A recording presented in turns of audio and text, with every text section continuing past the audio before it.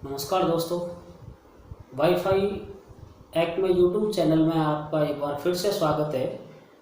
और हम पीछे राजस्थान का भौतिक परिचय जो टॉपिक पढ़ रहे थे पिछले वीडियो में, उसी को कंटिन्यू करते हुए आगे बढ़ाते हैं। हमने पीछे देखा कि राजस्थान का जो भौतिक विभाजन है वो 4 भागों में किया गया है, जिसमें नंबर 1 मरुस्थल या थार मरुस्थल, नंबर 2 अरावली, नंबर 3 पूर्वी मैदानी क्षेत्र और नंबर 4 हाड़ौती प्रदेश। हमारा अभी ये पहला ही चैप्टर चल रहा है। मैंने आपको ये बताया था कि 50 सेंटीमीटर जो वर्षा रेखा है, इस 50 सेंटीमीटर वर्षा रेखा से पश्चिम का जो भाग है इसे हम मरुस्थलीय भाग कहते हैं। और यह भी बताया था मैंने कि थार का मरुस्थल भारत में 85% है और यह मरुस्थल पाकिस्तान में 15% है। पाकिस्तान में इस मरुस्थल को चेलिस्तान के नाम से जानते हैं और भारत में यह गुजरात, राजस्थान तथा हरियाणा राज्यों में फैला हुआ है। हरियाणा, पंजाब राज्यों में फैला हुआ है, लेकिन सबसे ज्यादा जो है वो 62% राजस्थान के अंतर्गत है। अब हम देखते हैं कि इस मरुस्थल के अंदर और क्या क्या विशेषताएं पाई जाती हैं। तो देखिए, पहली बात, इसका जो निर्माण हुआ है वह प्लीस्टोसीन काल से पहले हुआ है, प्लीस्टोसीन युग में हुआ है, प्लीस्टोसीन युग में या काल में हुआ है। इससे पहले यहाँ पर टैथिस महासागर या सागर था, तो ये टैथिस सागर के स्थान पर उत्पन्न हुआ है। उसके बाद अगर अपन देखते हैं तो मैंने बताया कि इसके किनारे किनारे, सीमा रेखा के किनारे किनारे जो भाग है वह भाग थोड़ा निम्न भाग है, निचला भाग है। जबकि इससे अगर इधर आएंगे तो इसकी ऊंचाई बढ़ती जाएगी, ऊंचाई बढ़ेगी। ये राजस्थान का प्राकृतिक मानचित्र है। इस प्राकृतिक मानचित्र में देखिए जो रंग बनाए हुए हैं इनका कुछ मतलब होता है, और इनका मतलब यदि आप देख पा रहे हैं तो मैं आपको बताऊं, ये ग्रीन कलर है 150 मीटर, इससे हल्का कलर है वो 300 मीटर, पीला कलर है वो 600 मीटर, गुलाबी कलर है, हल्का गुलाबी है वो 900 मीटर और गुलाबी कलर 1350 और एकदम डार्क वाला है वो 1350 से ऊपर है। तो आप देखेंगे कि ये वाला जो ग्रीन कलर है ये 150 मीटर तक ऊंचा है, जबकि इससे ऊपर ये वाला कलर है ये आपका 300 मीटर तक ऊंचा है।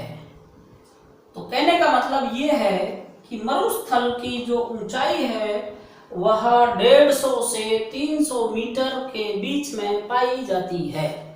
ये बात अपने प्रश्न बनने की संभावना है यहां से।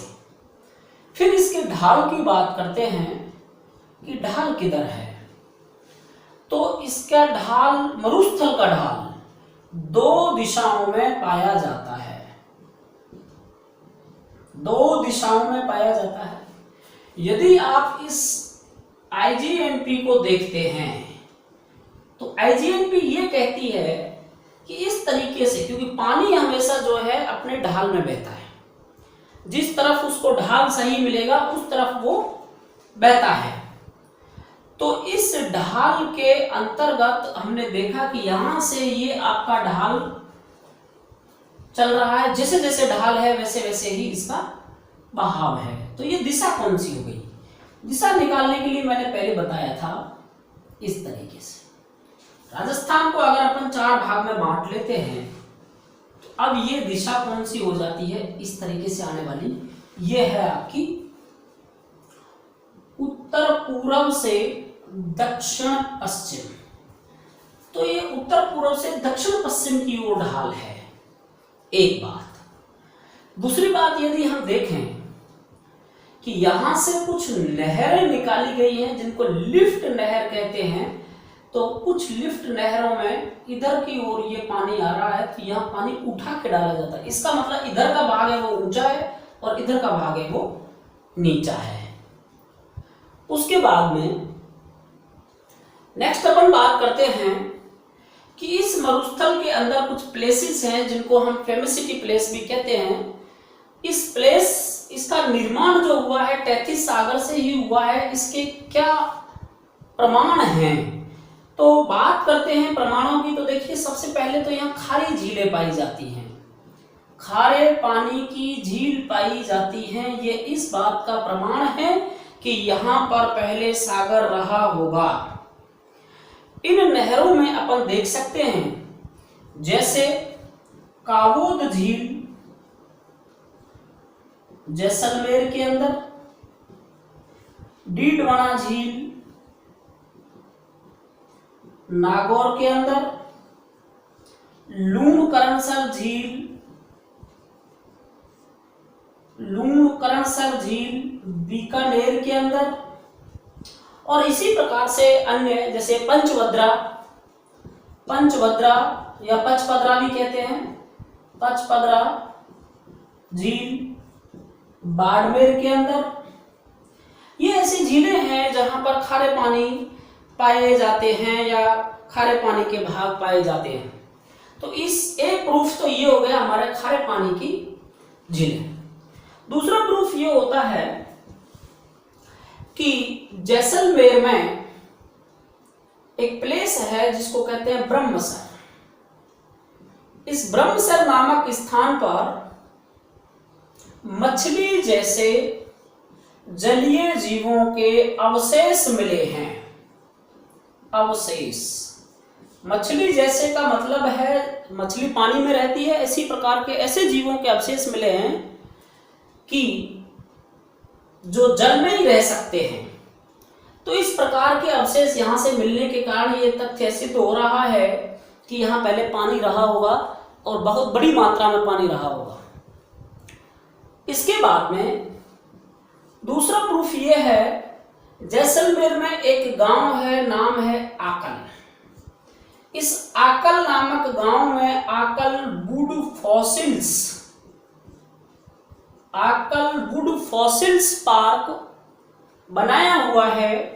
तो इस आकल वुड फॉसिल्स पार्क का काम क्या है? वुड यानी लकड़ी, काष्ठ, आकल काष्ठ जीवाश्म उद्यान, हिंदी में हो गया आकल काष्ठ जीवाश्म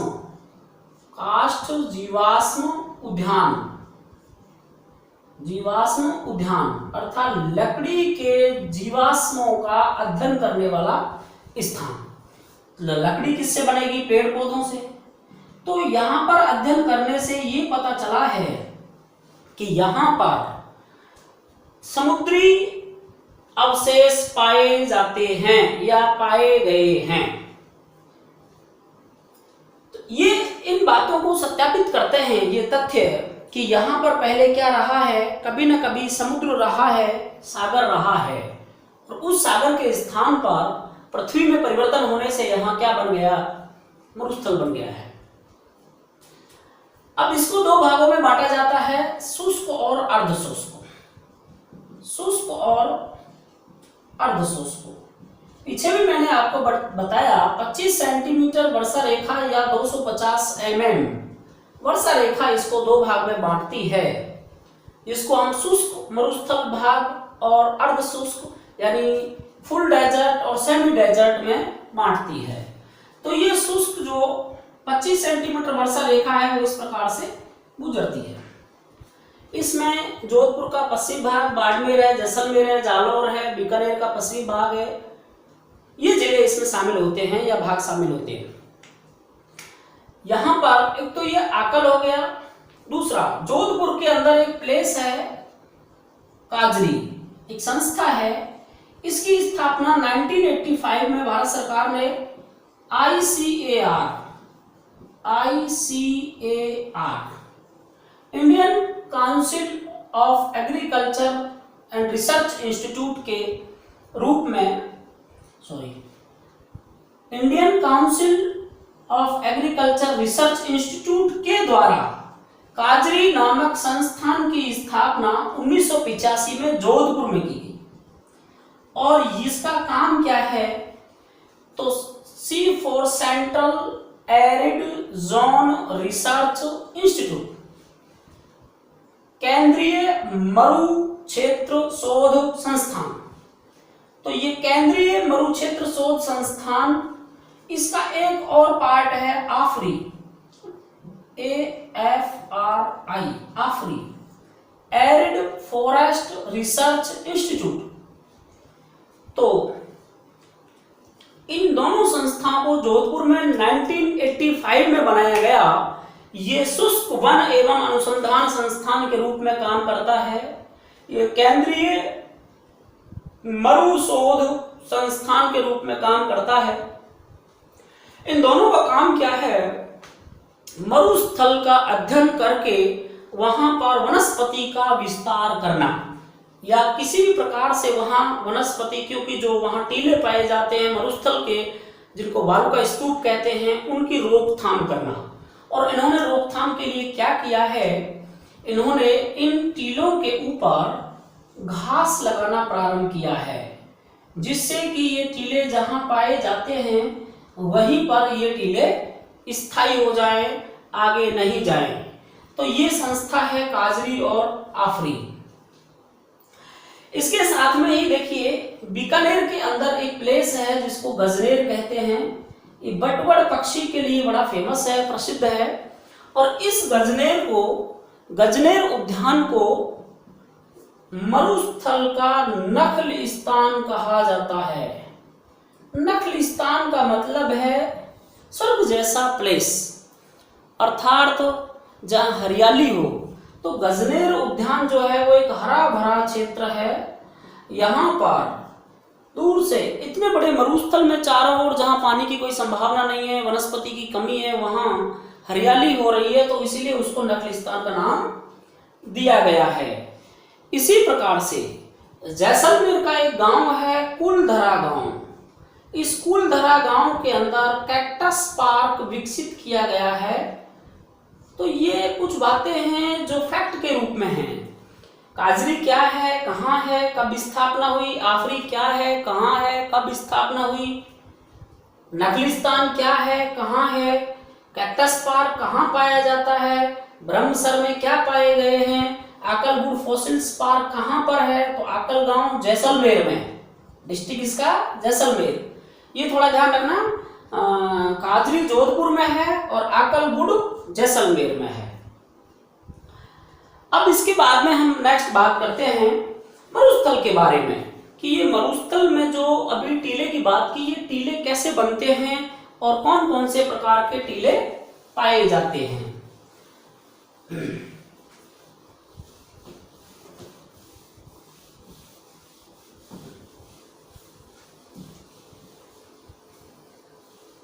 यदि हम टीले की बात करें तो 1979 में बहुत एक फैक्ट बहुत काम का है और बड़ा ही इंपॉर्टेंट है। सामान्य रूप से सामान्य बुक गाइड्स जिनको कहते हैं उन पर नहीं मिलेंगे। 1979 में एक व्यक्ति थे प्रोफेसर मैकी। इस प्रोफेसर मैकी ने इन मरुस्थल के जो बालू का स्तूप है इनका वर्गीकरण किया है। बहुत अच्छे से अपन देखेंगे कि देखिए 1968 में वीसी मिश्रा ने, पीछे वीडियो में बताया मैंने, राजस्थान को 7 भौतिक भागों में बांटा। 1971 में रामलोचन सिंह RL सिंह ने राजस्थान को 2 मुख्य भागों में, 4 उपभागों में और 12 लघु प्रदेशों में बांटा है। राजस्थान को 4 सामान्य भौतिक प्रदेशों में बांटा गया है, जिसमें से हम पहला पढ़ रहे हैं। इसके बाद में मैंने आपको बताया कि 1928 के अंदर A.M. हेरोन ने राजस्थान के भूतत्व का वर्गीकरण किया है। तो ये चार प्रश्न बहुत इंपॉर्टेंट है, 1968, 71, 79, 28। अब प्रोफेसर मैकी ने इन बालुका स्तूपों का वर्गीकरण किया, तो कैसे वर्गीकरण किया वो देखते हैं। इन्होंने कहा कि मरुस्थल में कई प्रकार के बालुका स्तूप पाए जाते हैं। कई प्रकार के बालुका स्तूप पाए जाते हैं, और पीछे मैंने मरुस्थल का टाइप पिछले वीडियो में बता ही दिया है कि मरुस्थल कितने प्रकार का है। अब मरुस्थल के टाइप पाए जाते हैं प्रकार में, प्रकार नंबर 1। ये बालुका स्तूप के प्रकार हैं। पीछे हमने पढ़ा था वो गर्म मरुस्थल के प्रकार थे 3, और केवल मरुस्थल का प्रकार 2, ठंडा मरुस्थल, गर्म मरुस्थल। गर्म मरुस्थल का भाग 3 कौन कौन से हैं? तो इर्ग, रैग और हम्मादा। इर्ग, रैग और हम्मादा एकदम क्लियर होना चाहिए। और बालुका स्तूप यानी टीले, इनको लोकल भाषा में धरियन भी कहते हैं। तो इन धौरे या धरियन के जो टाइप हैं, उनका पहला प्रकार है अनुदैर्घ्य। अनुदैर्घ्य बालुका स्तूप, इनको हम लीनियर, रेखीय या समांतर बालुका स्तूप भी कहते हैं। अनुदैर्घ्य बालुका स्तूप, लीनियर, रेखीय या समांतर बालुका स्तूप भी कहते हैं। अब इनकी क्या विशेषता होती है? तो देखिए, ये हवा के जैसे जैसे हवा चलेगी उस हवा के समानांतर बनते हैं। ऐसे हवा चल रही है तो टीला भी ऐसे ही बनेगा, एक बात। दूसरी बात, इनकी जो ऊंचाई होती है वो 10 मीटर से लेकर के 60 मीटर के बीच में पाई जाती है। तीसरी बात, इनके ऊपर वनस्पति पाई जाती है। वनस्पति पाई जाती है, थोड़ी बहुत घास फूस, पेड़ पौधे, पत्तियां पाई जाती हैं। इससे ये क्या है, स्थानांतरित नहीं होते हैं, स्थानांतरित नहीं होते हैं। तो इनसे किसी प्रकार के जान माल का नुकसान भी नहीं होता है। अब ये कहां पाए जाते हैं ये बात है, तो इसमें देखिए, ये बाड़मेर जिले में देखने को मिल सकते हैं, जोधपुर जिले में भी देखने को मिलते हैं, और रामगढ़ जैसलमेर के अंदर भी ये देखने को मिलते हैं। रामगढ़, जैसलमेर, तो इन जगहों पर अनुदैर्घ्य बालुका स्तूप पाए जाते हैं। ये पहला टाइप है बालुका स्तूप का। दूसरा बालुका स्तूप होता है अनुप्रस्थ बालुका स्तूप। इसका आप कुछ अगर लेना चाहें स्क्रीनशॉट वगैरह तो ले लें आप।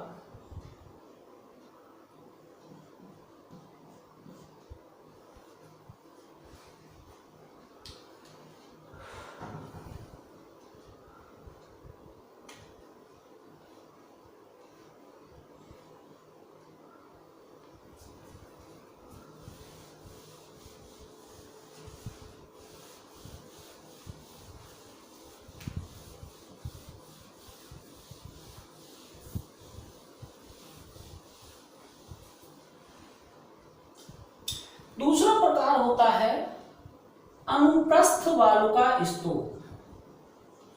अनुप्रस्थ बालुका स्तूप, इनकी विशेषता होती है कि ये हवा के समकोण पर बनते हैं, 90 डिग्री एंगल पर बनते हैं। ऐसे ये हवा चल रही है तो ये टीला ऐसे बना हुआ होगा। अब इस टीले को ये काटती है, हवा इसको यहां से काटेगी। हवा जब इसको काटेगी तो इसकी आंतरिक जो संरचना होती है वो आंतरिक संरचना दिखाई देने लगेगी कि इसमें है क्या, ये किसका बना है। तो अंदर जो मटेरियल है वो दिखाई देना, इसको हम अनुप्रस्थ काट कहते हैं। पहली बात अनुप्रस्थ काट कहते हैं। और ऐसे जो टीले हैं वो हनुमानगढ़ में, इसके अलावा गंगानगर में और बाड़मेर में देखने को मिलते हैं। ये अनुप्रस्थ बालुका स्तूप की बात होती है। नेक्स्ट इंपॉर्टेंट तीसरा टाइप आता है बरखान। बरखान जो होता है, बरखान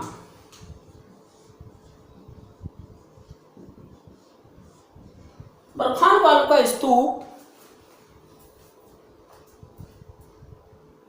अर्धचंद्राकार आकृति का होता है। पहली विशेषता, इनकी चौड़ाई जो होती है वो 100 से 200 मीटर तक होती है चौड़ाई। ऊंचाई इनकी कम होती है 10 से 20 मीटर। और ये सर्वाधिक गतिशील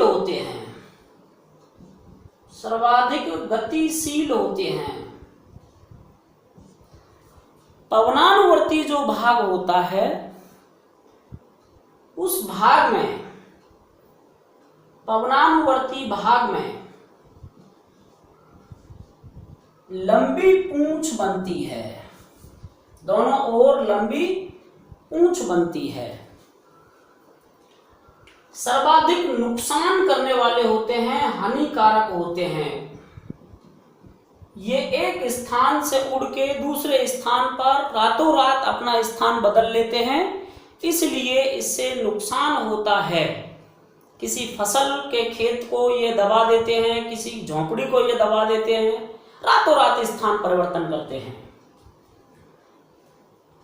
अब बनते कैसे हैं, अर्धचंद्राकार की बात करते हैं तो माना कि ये टीला है।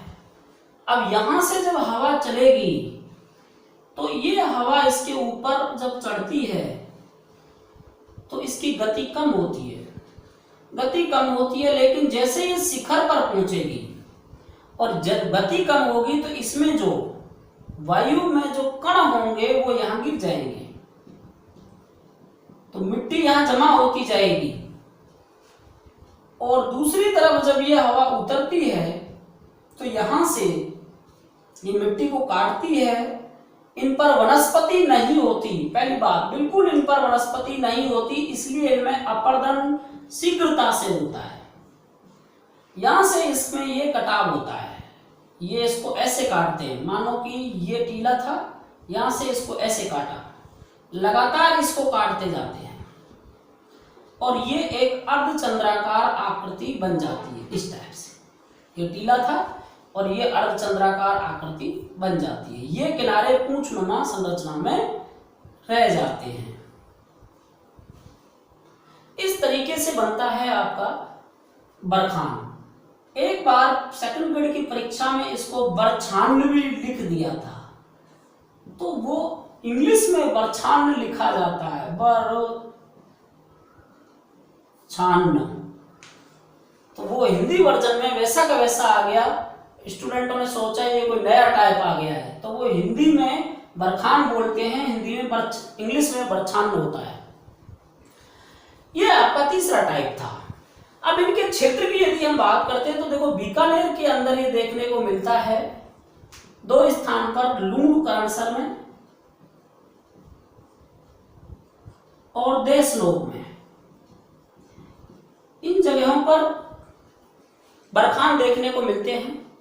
जोधपुर की अगर बात करते हैं तो ओशिया के अंदर ये देखने को मिलेगा आपको। ओशिया नामक प्लेस जो है जोधपुर में, वहां पर ये देखने को मिल सकते हैं। चूरू की अगर अपन बात करते हैं तो एक तहसील है भालेरी तहसील, और इस भालेरी तहसील में ये देखने को मिल सकते हैं। इसके बाद में नेक्स्ट अगला प्रकार आता है, स्क्रीनशॉट लेना चाहो तो।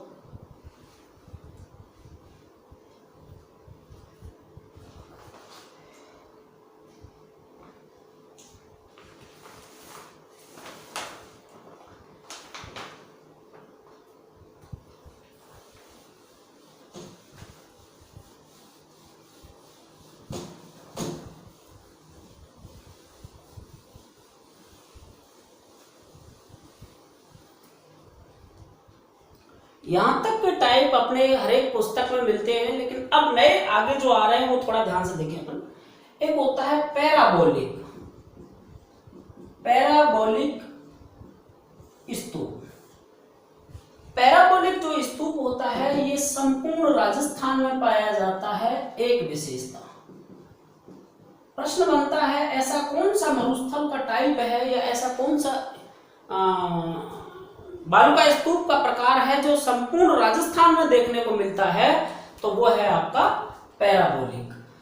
दूसरी बात, इसका प्रश्न पूछा हुआ भी है और आगे भी पूछा जा सकता है। पैराबोलिक की आकृति कैसी होती है, तो महिलाओं के सिर में लगाई जाने वाली पिन के समान, पिन के समान। ऐसा प्रश्न पूछा जाता है डायरेक्टली कि बताइए महिलाओं के सिर में लगाई जाने वाली पिन के समान कौन से बालू का स्तूप का आकार होता है, तो आंसर होता है पैराबोलिक। उसके बाद में इनका जो निर्माण होता है वो किस क्रिया से होता है। अगला प्रश्न होता है किस क्रिया से बनते हैं, तब इसका आंसर होता है उत्पाटन की क्रिया से बनते हैं। 3 प्रश्न अपने कंप्लीट होते हैं पैराबोलिक से, इससे ज्यादा प्रश्न इसमें कुछ नहीं पूछा जाता है। पैराबोलिक कहां पाया जाता है, संपूर्ण राजस्थान में पाया जाता है। आकृति कैसी होती है, महिलाओं के सिर में लगाई जाने वाली पिन के समान होती है। और इसकी क्रिया कौन सी होती है, तो उत्पाटन की क्रिया होती है। उत्पाटन की क्रिया के द्वारा ये बनते हैं। नेक्स्ट आगे चलते हैं। अगला स्तूप होता है तारा बालू का स्तूप। तारा बालू का स्तूप। तारा देखो नाम से ही पता चल रहा है, इस टाइप से कोई भी आकृति जब बनेगी स्टार नुमा, तो वो तारा बालू का स्तूप हो जाएगा। अब ये विभिन्न दिशाओं से जब हवाएं चलती हैं तो उस समय निर्माण होता है तारा बालू का स्तूप का। पाया कहाँ जाता है, तो जैसलमेर जिले में पाए जाते हैं। प्लेस है इसमें थोड़ा मोहनगढ़ और पोखरण। मोहनगढ़ और पोखरण जैसे क्षेत्रों में ये टीले देखने को मिलते हैं। इसके बाद में अगला प्रकार आता है स्क्रब कापीस। स्क्रब कापीस, देखिए स्क्रब कापीस जो है यह छोटी वनस्पति के कारण बनता है। छोटी वनस्पति के कारण और सबसे छोटा टीला होता है। अगर ये प्रश्न पूछा जाए कि ऊंचाई में सबसे कम ऊंचाई वाला निम्न में से कौन सा बालू का स्तूप है, तो आंसर होगा स्क्रब कापीस। कहां बनता है, जैसे मरुस्थलीय भाग में वनस्पति पाई जाती है मरुद्विद, जीरोफाइट्स। जीरोफाइट्स में क्या आता है, जैसे आपका डंडाथोर, नागफनी, कैक्टस, ये आते हैं। झाड़ियां आती हैं, तो इनकी कोई ज्यादा ऊंचाई नहीं होती और ये झाड़ियां हैं। अब इधर से हवा चल के आ रही है और उस हवा में रेत के कण आ रहे हैं, तो रेत के कण इससे क्या हो गए, यहाँ पर टकराएंगे इन झाड़ियों से और रेत के कण दब जाएंगे। रेत के कण गिर जाएंगे तो ये धीरे धीरे इस पूरी झाड़ी को दबा लेते हैं और जितनी बड़ी ये झाड़ी होगी उतना ही बड़ा ये टीला बनेगा। तो इनकी मैक्सिमम जो लंबाई देखने को मिली है वो 5 मीटर तक मिली है, अर्थात ये सबसे छोटे होते हैं। कभी ऐसा प्रश्न पूछा जा सकता है, तो स्क्रब कापीस है। उसके बाद में नेक्स्ट आता है अवरोधी बालू का स्तूप। अवरोधी बालू का स्तूप जैसा कि नाम से ही पता है, अवरोधी बालू का स्तूप किसी अवरोध से बनते हैं, किसी दीवार के कारण बनते हैं। अब दीवार बनानी तो है नहीं किसी को, बल्कि पहाड़ पर्वतों की जो दीवार उनके सामने हवा चलती है, हवा के सामने जब कोई दीवार आ जाती है पहाड़ पर्वत श्रृंखला की, तो उससे वो मिट्टी वहां इकट्ठी होती रहती है और उसका क्या बन जाता है, बालू का स्तूप बन जाता है।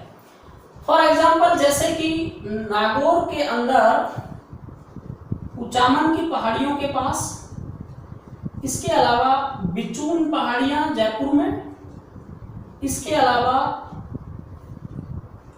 पुष्कर पहाड़ियां, पुष्कर की पहाड़ियां अजमेर में, तो इनके आसपास जो टीले बने हुए हैं वो इसके एग्जाम्पल होते हैं, इसके एग्जाम्पल होते हैं अवरोधी बालुका स्तूप के। इस प्रकार के ये बालुका स्तूप पाए जाते हैं। मैंने आपको इतने सारे बालुका स्तूप बता दिए हैं। एक होता है नेटवर्क बालुका स्तूप। नेटवर्क बालुका स्तूप का मतलब है एक टीला यहाँ है, एक यहाँ है, एक यहाँ है, ये छोटी छोटी धाराओं के द्वारा, मिट्टी की धाराओं के द्वारा आपस में जब जुड़ जाता है तो इसको हम नेटवर्क बालुका स्तूप कहते हैं। इस प्रकार से ये आपके बालुका स्तूपों की बात होती है कि कितने प्रकार के बालुका स्तूप पाए जाते हैं। अभी हमारा ये टॉपिक कंप्लीट हुआ नहीं है, ये टॉपिक और आगे चलेगा, काफी लंबा टॉपिक है, लेंथी टॉपिक है, थार का मरुस्थल। आज की क्लास हम यहीं ऑफ करते हैं और मैं समझता हूँ आपको काफी अच्छे डाटा इसमें नए मिले होंगे, परीक्षा में आने लायक डाटा मिले होंगे। तो आप लोग अपना जो भी आपका मन में मंतव्य आ रहा है उसको आप अपने कमेंट के द्वारा बताएं। वीडियो को लाइक करें, शेयर करना नहीं भूलें। मैं एक बार फिर आपको बता रहा हूँ, मैं जब आपके लिए इतनी मेहनत के साथ में वीडियो बना रहा हूँ जिससे आपको फायदा पहुँचे, तो आप भी ये उत्तरदायित्व का निर्वहन करें कि मैक्सिमम लोगों को इसे पहुँचाएं और बेल आइकन को दबाएं, सब्सक्राइब करें। Thank you. जय हिंद, जय भारत।